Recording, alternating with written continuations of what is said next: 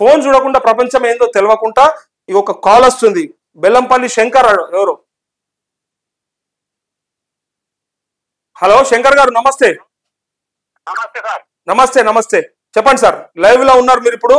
మీ విషయం చెప్పండి, ఎక్కడి నుంచి చేస్తున్నారు ఏంటి చెప్పండి. ఓకే.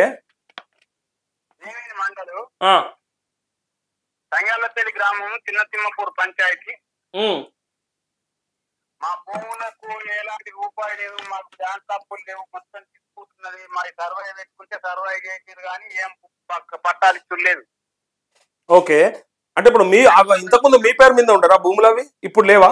200 కుటుంబం ఇంతకు ముందు ఉండే సార్. కాకపోతే విషయం ఏంటంటే మేము అంత అన్నదమ్ములు 5-6 సంఖ్యల భూములు అయినాయి. ఓకే.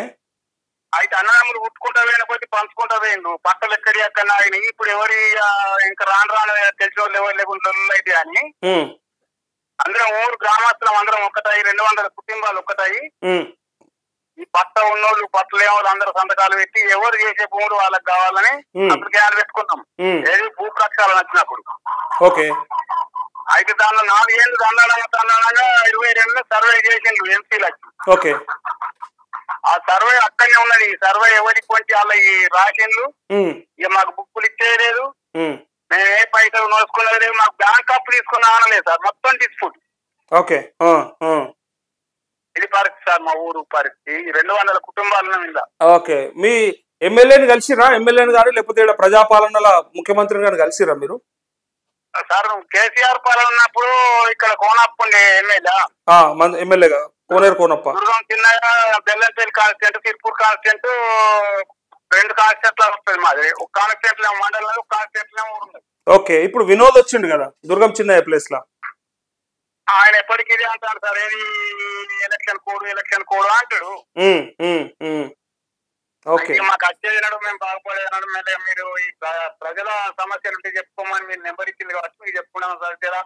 ముఖ్యమంత్రి దృష్టికి తీసుకపోతే మా ఊరిని మేము ఏం కోరుకోలేదు సార్. నాకు గవర్నమెంట్ పథకాలు అందాలంటే మా భూములు పరిష్కారం కావాలి. మాకు ఎవరి అంత కొలతలు గింతలు అయి ఉన్నాయి. మా ఎవరి పట్టాలకు పాస్బుక్లు ఇచ్చి తీసుకుంటూ పరిస్థితి సరిపోతుంది. ఇప్పుడు ఎమ్మెల్యే వినోద్ గారి అంటే ఆ ఏరియాలో వస్తుందా మీ భూమి?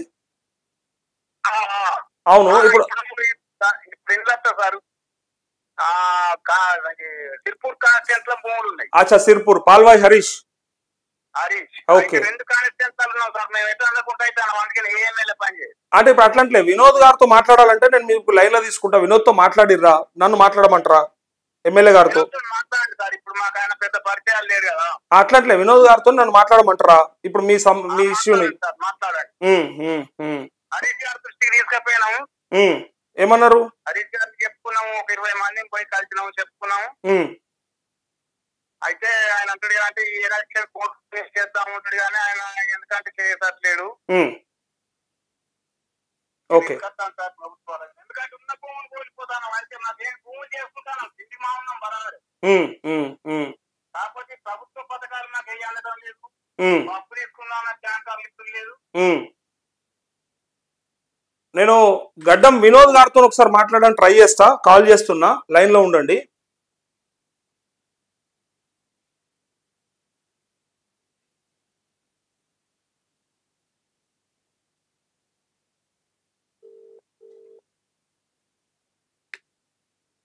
సార్ నమస్తే sir, good morning. Morning sir, నేను నరేష్ సార్, జర్నలిస్ట్ నరేష్, వాహిని టీవీ లైవ్ ద్వారా చేస్తున్నా. మీ నియోజకవర్గ ప్రజలు నాతో లైన్ లో ఉన్నారు. ఏదో భూమికి తగాదాకు సంబంధించి ఇష్యూ ఉందంట సార్, ఒక్కసారి మీరు మాట్లాడరా? లైన్ లో ఉండండి సార్.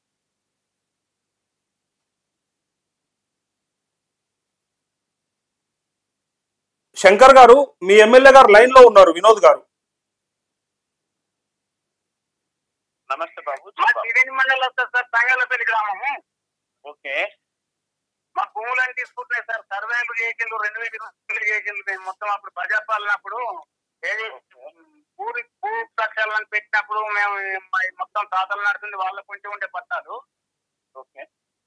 ఇప్పుడు 200 కుటుంబాలు అయినాయి కాబట్టి మేము అందరం సంతకాలు పెట్టి ఎవరి ఆలోచన చేసి అనేది పెట్టుకున్నాం అప్పటికే. ఓకే. పెట్టుకుంటే సరే సర్వేలు చేసి సర్వేలు మొత్తం ఎవరి వాళ్ళకి కొలిసి ఆల్రెడీ పెట్టిండు. ఓకే. ఓకే, కానీ మాకు ఏం పాస్బుక్లు ఇస్తలేదు సార్. మా భూములు మొత్తం తీసుకుంటూ పెట్టింది. మాకు ఈ గవర్నమెంట్ స్కీములు ఏ అవుతున్నాయో నాకు ఒక్క రూపాయి వర్తించడం లేదు, జాకాలు సబ్సిడీ లేదు. అచ్చా మీరు పని చేయండి, నేను ఎల్లుండి వస్తున్నా. నేను ఇప్పుడు ఢిల్లీలో హైదరాబాద్ నేను ఢిల్లీకి వెళ్ళి సాయంత్రం వస్తా. ఎల్లుండి వస్తున్నా. ఎల్లుండి వచ్చినప్పుడు కలుగుతాను. రండి రండి, ఎల్లుండి రండి. శంకర్ గారు వెళ్ళి వినోద్ గారిని కలవండి, సార్ చూసుకుంటారు. వినోద్ అన్న థ్యాంక్ యూ సో మచ్ అన్న. ఓకే అన్న, ఓకే. ఇది ఎమ్మెల్యే గారు చెప్తున్నటువంటి విషయము. సో ఎమ్మెల్యే గారు ఏమంటున్నారంటే వచ్చి కలవండి నేను చూసుకుంటా అంటా ఉన్నారు. ఒకసారి శంకర్ గారితో మాట్లాడదాం. మళ్ళీ కట్ అయింది.